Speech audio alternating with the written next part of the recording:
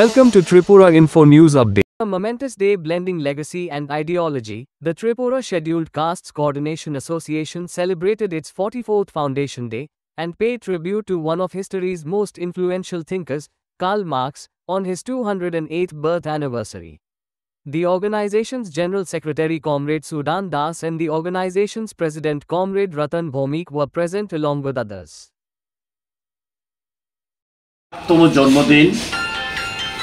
এবং ত্রিপুরা তপশিলি জাতি সমন্বয় সমিতির ৪৪তম প্রতিষ্ঠা দিবস আমরা ত্রিপুরা তপশিলি জাতি সমন্বয় সমিতি আমাদের রাজ্য দপ্তর ডক্টর বি.আর. আম্বেদকর ভবনে পালিত করতে যাচ্ছি। আমি প্রথমেই কার্ল মার্ক্সের প্রতি আমাদের গভীর শ্রদ্ধা জ্ঞাপন করছি, যিনি জার্মানিতে জন্মগ্রহণ করেছিলেন 1818 সালের 5ই মে। উনি প্রথম গোটা বিশ্বের সামনে বৈজ্ঞানিক সমাজতন্ত্রের পথ দেখিয়েছিলেন। তিনি গোটা পৃথিবীর শোষণহীন সমাজ ব্যবস্থা প্রতিষ্ঠিত করার দর্শন আমাদের সামনে উপস্থিত করেছেন। যেই মার্ক্সবাদী দর্শনকে প্রয়োগ করে পৃথিবীতে সর্বপ্রথম সোভিয়েত রাশিয়াতে কমরেড লেনিনের নেতৃত্বে সমাজতন্ত্র প্রতিষ্ঠিত হয় এবং তার পরবর্তী সময়ে চীন, ভিয়েতনাম, কিউবা, পূর্ব ইউরোপের বিভিন্ন দেশে এই সমাজতন্ত্র সম্প্রসারিত হয়।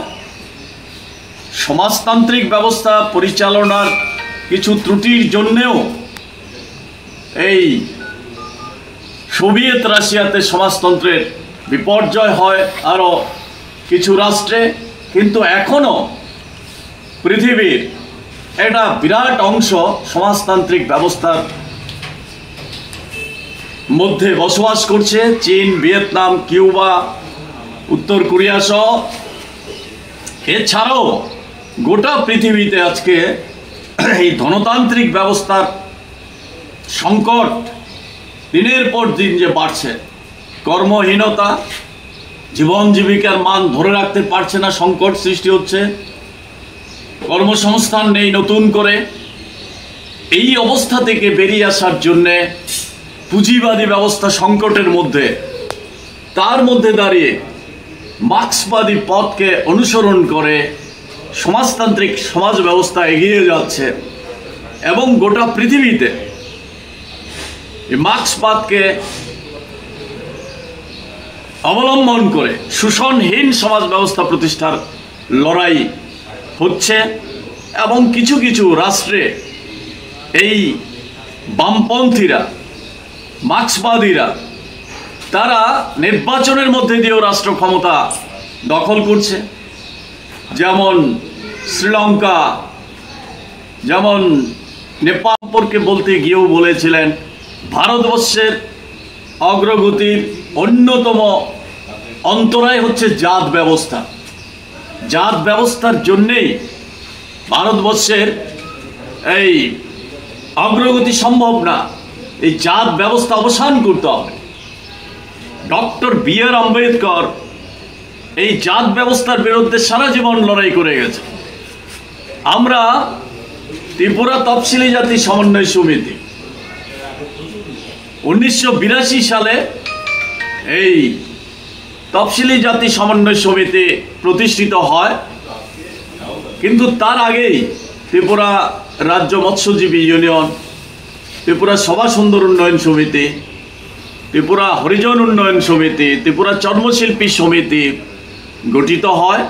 এই চারটি সংগঠনকে নিয়েই 82 সালের 5ই মে এই প্রাক্তন পুরনো এমএলএ হোস্টেলে, 2 নং এমএলএ হোস্টেলে এই সংগঠনের প্রতিষ্ঠা হয়। প্রতিষ্ঠাতা সভাপতি কমরেড অনিল সরকার, যার অন্যতম উদ্যোগেই এই সংগঠন প্রতিষ্ঠিত হয়। আজ অনিল সরকার সহ আমাদের অনেক প্রতিষ্ঠাতা নেতৃত্বরা আমাদের মাঝে নেই, তাদের প্রতি গভীর শ্রদ্ধা জ্ঞাপন করছি। আমাদের সংগঠনেরও মূল লক্ষ্য হচ্ছে জাতহীন, বর্ণহীন, শোষণহীন একটা সমাজ ব্যবস্থা প্রতিষ্ঠিত করতে হবে। এই লড়াই আমরা জারি রেখেছি। আজকে ভারতবর্ষে আরএসএস পরিচালিত বিজেপির নেতৃত্বে এই সরকার, আরএসএস এর মূল লক্ষ্যই হচ্ছে মনুবাদ। যারা আমাদের দেশের স্বাধীনতার পর স্বাধীন দেশের সংবিধান রচনা করেছিলেন ডক্টর বি.আর. আম্বেদকরের নেতৃত্বে সংবিধান পরিষদ, সেই সময়ে এই সংবিধানকে বিরোধিতা করেছিল আরএসএস। তাদের একটাই দাবি ছিল মনু সংহিতার অনুরূপ সংবিধান চালু করতে হবে। সেই দিন তারা সেই বিরোধিতা টিকেনি। আজকে এই সংবিধানকে পাল্টে দেওয়ার জন্যে, এই সংবিধানের উপর একের পর আঘাত নেমে আসছে, এই সংবিধানের উপর পা রেখে দেশ শাসন করছে, স্বৈরতান্ত্রিক ব্যবস্থার দিকে, ফেসিবাদী ব্যবস্থার দিকে যাচ্ছে। বর্ণবাদকে আরো বেশি মাথাচাড়া দিয়ে উঠছে, বিশেষ করে নিম্ন বর্ণের লোক যারা, দলিত, শূদ্র, মহিলা, নারী, তাদের উপর চরম আঘাত নেমে আসছে এই মনুবাদী ব্যবস্থায়। তেমনি হিন্দুত্ববাদের নাম করে অহিন্দু, বিশেষ করে সংখ্যালঘু মুসলিম, খ্রিস্টান, তাদের বিরুদ্ধে বিভাজন সৃষ্টি করার রাজনীতি চলছে। এই সমস্ত রাজনীতির মূলে হচ্ছে আজকে যে চরম সংকটের মধ্যে দলিতরা, আদিবাসীরা, সংখ্যালঘুরা, শ্রমজীবী অংশের মানুষ, কৃষক, শ্রমিক, বেকার যুবকরা, তাদের কর্মসংস্থান নেই। সেই লড়াইয়ে যত বেশি ঐক্যবদ্ধ হচ্ছে, এই লড়াইকে বিভাজন সৃষ্টি করার জন্যে হিন্দুত্ববাদকে সামনে আনছে, বর্ণবাদী ভিত্তিতে আক্রমণ সংগঠিত করছে।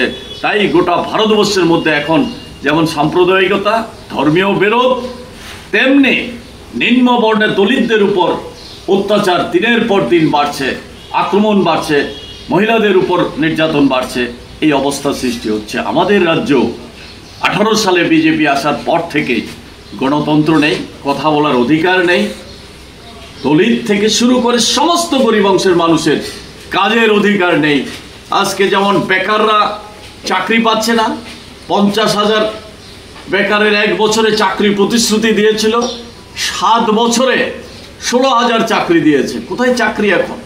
প্রতিশ্রুতির সঙ্গে তার ধারে কাছেও নেই।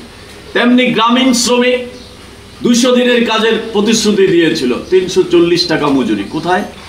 আজকে দাঁড়িয়ে আমাদের ঐক্যবদ্ধভাবে ধর্ম বর্ণের ঊর্ধ্বে উঠে এই মনুবাদী আরএসএস বিজেপি পরিচালিত সরকারের বিরুদ্ধে লড়াইকে সংগঠিত করতে হবে। এই লড়াইকে আরো জোরদার করতে হবে। আমাদের দীর্ঘদিনের দাবি ছিল জাত ভিত্তিক জনগণনা করতে হবে। অনেক দেরিতে হলেও গোটা দেশের এই ধর্মনিরপেক্ষ গণতান্ত্রিক শক্তিগুলি সম্মিলিতভাবেও চেষ্টা করেছে। বিশেষ করে আমাদের সংগঠন, সর্বভারতীয় সংগঠন দলিত শোষণ মুক্তি মঞ্চ, আমরা আমাদের রাজ্যে জাত ভিত্তিক জনগণনা করতে হবে এই আন্দোলন দীর্ঘদিন ধরে করে আসছে। এখন বাধ্য হয়েছে কেন্দ্রীয় সরকার এই ঘোষণা দিতে। আমরা চাই দ্রুত এই জাত ভিত্তিক গণনা শুরু হোক, শুধু ঘোষণাতেই যাতে শেষ না হয়। তাই এই আন্দোলন আগামী দিন আরও বেশি শক্তিশালী করার জন্যে এই প্রতিষ্ঠা দিবসে আমরা শপথ নিতে হবে। এই রাজ্যের অত্যাচারী সরকারের বিরুদ্ধেও লড়াইকে শক্তিশালী করতে হবে, এই আহ্বান। Subscribe to Tripura Info and press the bell icon so that you never miss any latest updates and news on Tripura.